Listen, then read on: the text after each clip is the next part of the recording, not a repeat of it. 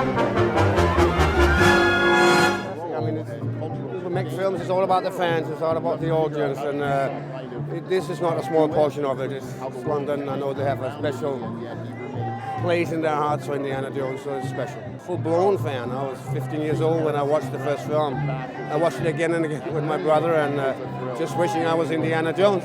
Here I am, 42 years later. I mean, him, obviously. I thought the young version or the older version. Just see him. Oh, it's just fantastic to see Harrison Ford, and then when he wears the hat and the whip, nothing beats it. Well, Lucas, Spielberg, and Harrison. Harrison, without his charm, this film would not have been what it is. Well, you got to see it on the big screen, because if you've seen the first film, you remember what happens there. This is a full experience. You can watch it the third time on a small one.